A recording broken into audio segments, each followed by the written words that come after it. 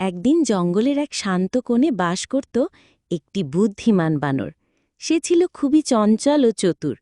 গাছে গাছে লাফিয়ে বেড়ানো, ফল খাওয়া আর সময়মতো সতর্ক থাকা তার প্রিয় কাজ।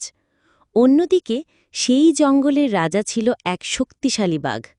তার নামে জঙ্গলের সব প্রাণী ভয় কাঁপত।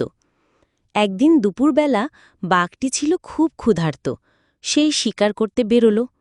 অনেকক্ষণ ধরে খুঁজিল, কোনো শিকার পেল না। হঠাৎ সে এক গাছের নিচে এসে বিশ্রাম নিতে বসল। সেই গাছেই বসেছিল বানরটি। সে দেখতে পেল নিচে বিশাল এক বাঘ বসে আছে। সে বুঝল বাঘটি ক্ষুধার্ত আর সুযোগ পেলেই তাকে ধরে খেয়ে ফেলবে। বানরটি ভাবল, এখন যদি বুদ্ধি করে কিছু না করি তাহলে আমার শেষ নিশ্চিত। তখন বানরটি নিচে তাকিয়ে মজা করে বলে উঠল, আরে বাগদা, কি খবর? এত চিন্তায় কেন বসে আছো? বাঘ কিছুটা অবাক হয়ে বলল, তুমি এত সাহসী হলে কি করে? জানো না আমি এক থাবায় তোমাকে শেষ করতে পারি? বানর হেসে বলল, তা জানি, তবে তুমি জানো না আমি কার বন্ধু? আমি এই জঙ্গলের সবচেয়ে ভয়ানক প্রাণীর বন্ধু। সে প্রতিদিন আমাকে পাহারা দেয়, যাতে কেউ আমাকে কিছু করতে না পারে। বাঘ সন্দেহে পড়ে গেল।